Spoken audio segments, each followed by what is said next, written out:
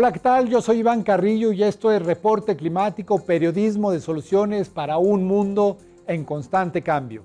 Semana a semana analizamos en este espacio las causas y consecuencias de la alteración del clima global y con la ayuda de especialistas de Iberoamérica vislumbramos las posibles salidas a dicha encrucijada. Hoy viajaremos hasta la estación biológica de Doñana en Sevilla, España. Ahí, un investigador busca respuestas ante la crisis en la relación entre las plantas y sus polinizadores. Se trata de Ignasi Bartomeus, quien nos guiará por un mundo donde abejas y flores son las principales protagonistas. ¿Qué tienen de especial estas criaturas y por qué deberían importarnos? Vamos a descubrirlo, pero primero les invito a echar un vistazo a las noticias climáticas más relevantes alrededor del planeta.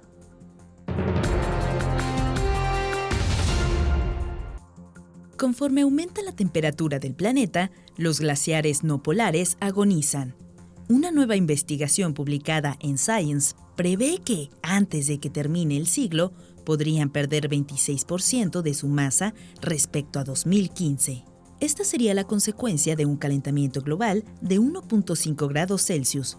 El mundo ya se ha calentado 1.2 grados y algunos escenarios climáticos pronostican hasta 4 grados más de temperatura en comparación con la época preindustrial, lo cual conlleva una desaparición de la mitad de la masa de los glaciares. Tal retroceso significa, a su vez, una subida del nivel del mar, inseguridad hídrica para 2.000 millones de personas y un mayor riesgo de desastres por desbordamientos del hielo derretido y deslizamientos de tierra.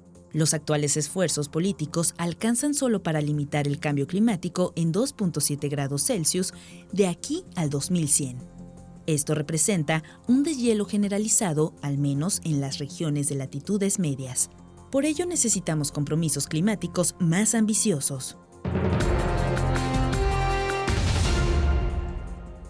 Los rebecos, una especie de cabra silvestre que habita en los Alpes italianos, se están encogiendo a causa del cambio climático. Este tipo de efectos del calentamiento global en el tamaño corporal habían sido observados con anterioridad, pero en el caso de los rebecos, lo que llamó la atención de científicos de la Universidad de Durham fue la magnitud, pues su peso es 25% menor que hace 40 años. La hipótesis es que estos animales responden al calor descansando más y gastando menos tiempo en busca de alimento, lo que termina por reducir sus dimensiones. Los investigadores piensan que las cabras más pequeñas tienen una mayor capacidad de refrescarse en los días calientes, pero al mismo tiempo, ese rasgo las vuelve muy susceptibles a morir de frío durante el invierno, así que sus poblaciones podrían estar en peligro. Por otro lado, el comportamiento de los rebecos ante el aumento de la temperatura estaría impactando en el ecosistema, aunque aún se desconoce de qué forma. Desde la década de los 70, ExxonMobil, una de las empresas petroleras más grandes del mundo, tuvo datos precisos de cómo su negocio iba a calentar el planeta. Sin embargo, descartó reiteradamente cualquier vínculo entre sus productos y el cambio climático.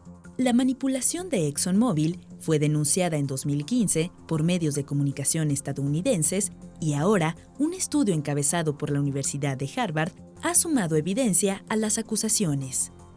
Se trata de la primera evaluación cuantitativa y sistemática de las proyecciones climáticas de la industria de los combustibles fósiles.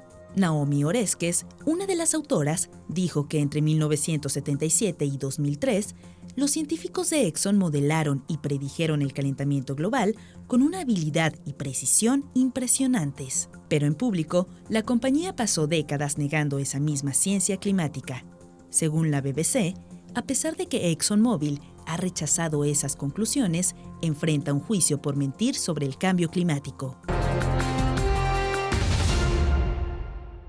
La polinización es la transferencia de polen entre las estructuras masculinas y femeninas de las flores para posibilitar la fertilización y la reproducción de las plantas. Cuando ocurre a través del viento, se le llama anemofilia, y cuando se da mediante el agua, recibe el nombre de hidrogama. Hay una tercera versión del fenómeno, la zoopolinización, que sucede con la ayuda de múltiples animales denominados polinizadores. Estos organismos cumplen un papel indispensable en los ecosistemas, pues de ellos depende la sobrevivencia de muchas especies vegetales.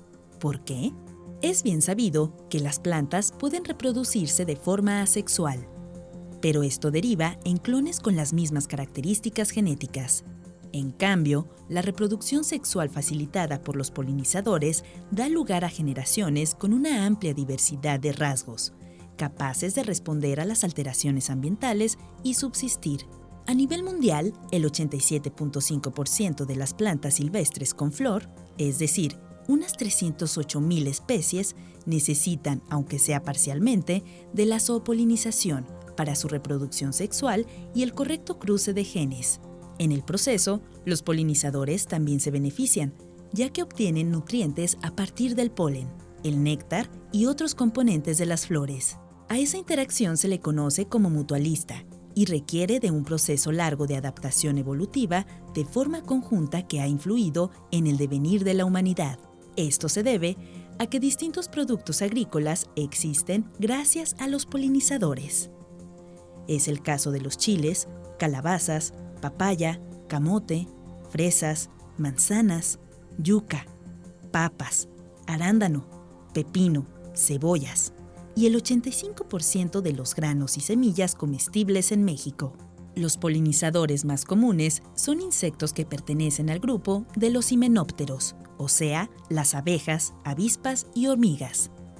A ellos se suman algunos tipos de moscas, escarabajos y mariposas, así como ciertas aves y mamíferos.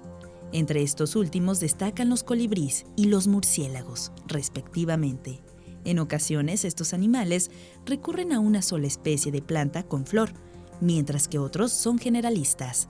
Los biólogos pensaban que la polinización realizada por animales era un evento exclusivo del medio terrestre, hasta que en 2022, una investigación liderada por la Universidad Austral de Chile demostró que un pequeño crustáceo fertiliza pastos marinos. Ahora, la apuesta de los científicos es que la zoopolinización pudo haber surgido muchos millones de años antes de lo que se creía, o bien que esta estrategia evolucionó de forma independiente y repetida tanto en tierra firme como en el océano. Por desgracia, en la actualidad, los polinizadores enfrentan varias amenazas. Se ha observado una disminución drástica en las poblaciones de polinizadores en Europa y Estados Unidos. Al parecer, esta tendencia ocurre en todo el planeta debido al uso indiscriminado de pesticidas en cultivos, por competencia y desplazamiento por especies introducidas, así como transformación de sus hábitats. La nueva gran amenaza de los animales polinizadores es el cambio climático. Ignasi Bartomeus nos explica por qué. Los insectos, sobre todo, que son los principales polinizadores, las abejas, son ectotermos. Eso significa que no regulan su temperatura como nosotros, sino que dependen de la temperatura exterior. Y con lo cual cualquier cambio en la temperatura va a afectar directamente a su capacidad de reproducirse, de vivir, de hacer su vida. El cambio climático está ya teniendo efectos medibles en sus poblaciones. Los ejemplos más drásticos son, por ejemplo, en zonas de montaña, donde estamos viendo cómo los insectos están subiendo en altura para buscar las temperaturas donde pueden hacer vida y reproducirse. Y eso tiene un problema porque las montañas, cuanto más subes, menos área hay, y hay un momento que no puedes seguir subiendo. Sin embargo, este no es el único efecto directo de las temperaturas crecientes sobre los polinizadores. Otros efectos muy interesantes que estamos viendo es que están cambiando cuándo aparecen estos insectos y dónde aparecen. Están apareciendo antes en la primavera. Si antes solían aparecer a principios de marzo o abril, se están avanzando a 10, 15, 20 días la época de aparición. Y esto lo que hace es que encuentren plantas diferentes o no encuentren las plantas donde alimentarse, o haya este riesgo de que haya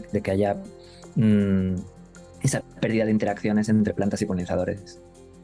Y con ello se arriesgan a no encontrar las plantas de las cuales se alimentan. Pero además, El desfase afecta a estas últimas, pues eventualmente no hay quien las polinice. ¿Qué impacto representa tal fenómeno para los ecosistemas y para los seres humanos? Científicos como Ignacy ya empiezan a indagar al respecto. Históricamente, los insectos y las abejas han estado poco estudiados. Entonces tenemos pocos datos de cómo funcionaba esto hace 100, hace 200 años. Y es complicado comparar porque no tenemos datos históricos. De todas maneras, sí que hay, pues eso, diferentes en museos, en colecciones del museo, o diferentes investigadores que tenían datos que hemos podido utilizar para comparar estos efectos. Y una cosa que estamos viendo es que lo más importante para mantener esta función es que haya una biodiversidad muy grande, es decir, que haya una cantidad de especies de polinizadores en la región abundante. Parte de esa gama de polinizadores sería más sensible al cambio climático, mientras que otras especies podrían resultar más aptas. Como he comentado, los polinizadores es un grupo muy diverso. Hay muchísimas especies de abejas, pero también hay sírfidos, que son un grupo del grupo de los dípteros, de las moscas, y también hay pájaros y hay incluso algunos lagartos que son polinizadores. Entonces, al ser un grupo heterogéneo, tienen respuestas variadas. Nuestra mejor baza para poder mantener esta polinización es jugar con la propia biodiversidad que la evolución ha creado a lo largo de todos estos años, y cuantas más especies haya, más probabilidades que alguna de ellas sí pueda adaptarse. Y aunque perdamos unas pocas especies, no haya un fallo total de la función. El problema es que la diversidad biológica encara una emergencia propia con más de 1 millón de especies vivas en peligro de extinción.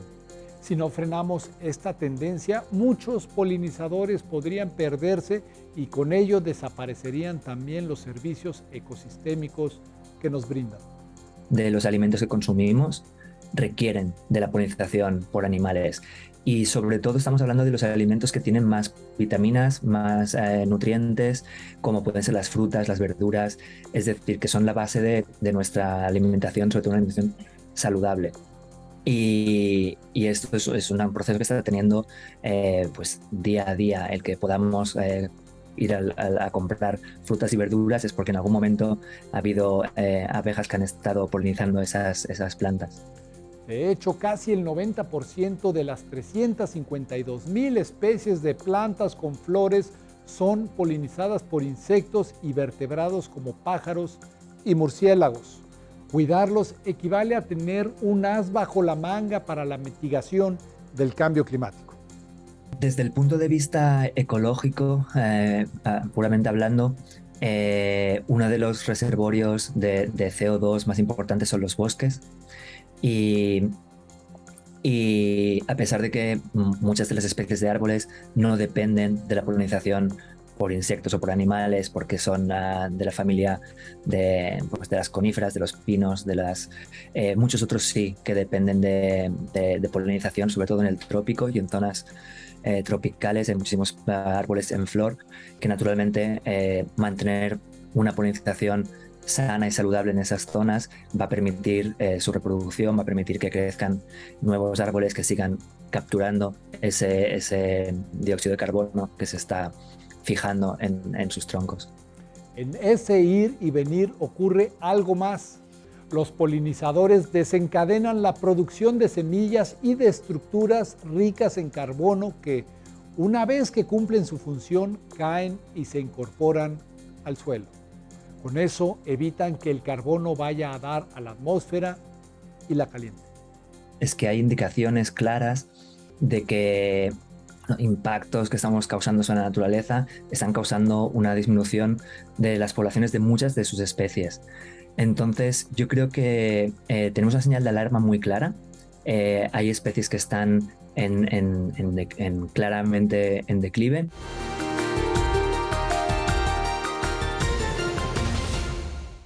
Las abejas son consideradas los mayores polinizadores de la Tierra. Hay textos sagrados sobre estos insectos en todas las principales religiones del mundo, resaltando su importancia para las sociedades humanas a lo largo de milenios.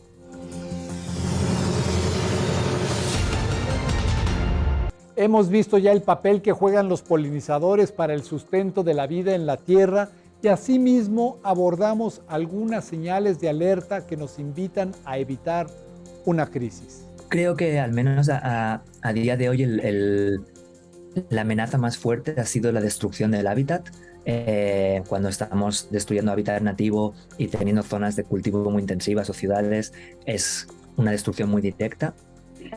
Después, los polinizadores tienen una capacidad, o muchos de ellos, de adaptarse a vivir en campos de cultivo. Como iba diciendo, son importantes para nuestro sistema agrícola. Si además a esos que son capaces de sobrevivir en estos ambientes y compartir el hábitat con nosotros, añadimos pesticidas, pues estamos poniéndonos una presión más. Y recientemente, como tú decías, el cambio climático está ya teniendo efectos medibles en sus poblaciones. En este contexto, las abejas han llamado la atención de los medios y la población en general al grado de que se habla de una extinción de dichos insectos. ¿Qué tan cierta es esta idea? Haría muy bien lo que es la abeja de la miel. La abeja de la miel es la más conocida y es la que llevan los apicultores.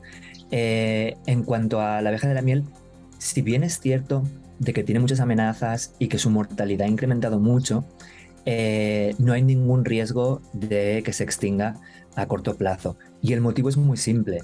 Es porque hay apicultores que están procurando que estas abejas se sigan reproduciendo y haciendo más colonias, y tienen esa ayuda asistida.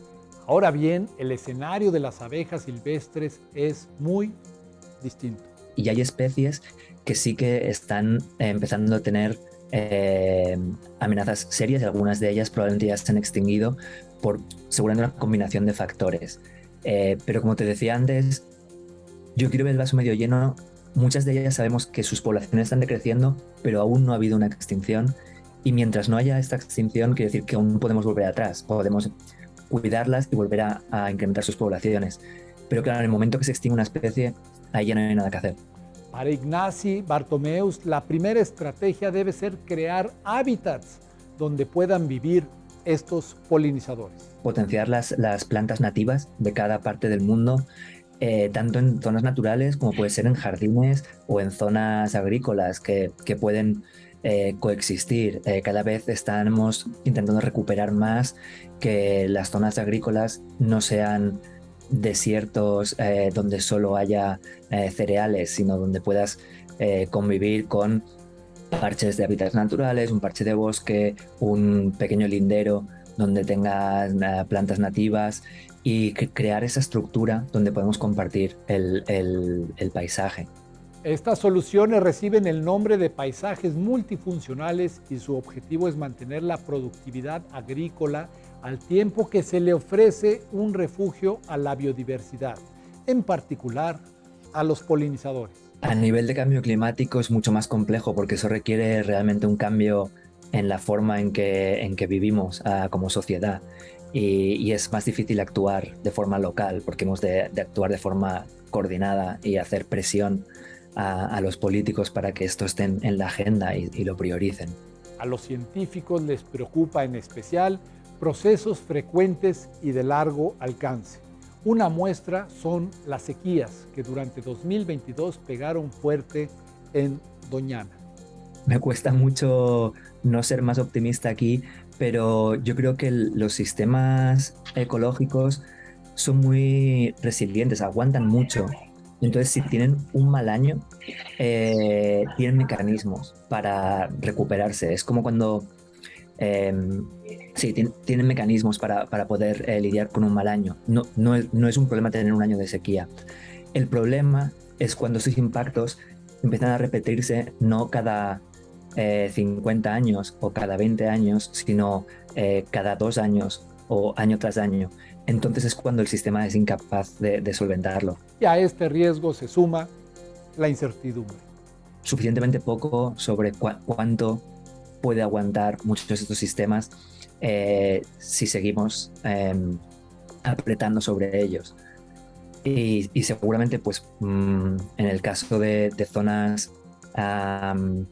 áridas, como puede ser algunas zonas de México o las zonas de España, muchos de los bosques que hay van a acabar siendo matorrales o zonas semidesérticas y vamos a ver un cambio drástico en nuestros paisajes en los siguientes 20 años. En cuanto a los polinizadores, los ajustes que supondrían esos cambios en el paisaje ya son evidentes. La vida, como la conocemos, es la que está en juego. De hecho, ya estamos observando cómo las especies se están moviendo para adaptarse. Por ejemplo, aquí en Doñana ya están llegando especies de abejas que eran del norte de África y que esto era demasiado frío para ellas, pero ya no lo es, ya pueden llegar y quedarse. Y con plantas va a pasar lo mismo. Vamos a ver cómo su distribución va cambiando y va a haber ganadores y va a haber perdedores. Yo creo que va a haber más perdedores que ganadores, pero lo que vamos a ver es un cambio en cómo funcionan los ecosistemas. Evitarlo requiere de un enfoque global, pero las iniciativas locales son igualmente capaces de marcar la diferencia. El impacto del cambio climático lo vamos a sufrir todos, independientemente de quién esté generando más presión sobre ello. Pero también tenemos bastante margen de maniobra en cuanto a lo local, porque la mayoría de efectos se suman. Y de hecho ni siquiera se suman, se multiplican. Entonces, cuando uno tiene más incendios de los que son naturales por una mala gestión o por simplemente demasiada acceso de nosotros como personas a las zonas naturales, cuando además hay políticas agrícolas que son muy intensivas, por ejemplo, intentar traer cultivos que necesitan mucha agua a zonas donde no la hay. Y tenemos una serie de acciones o el uso de pesticidas que nombrabas antes. Estamos abusando de un uso de pesticidas.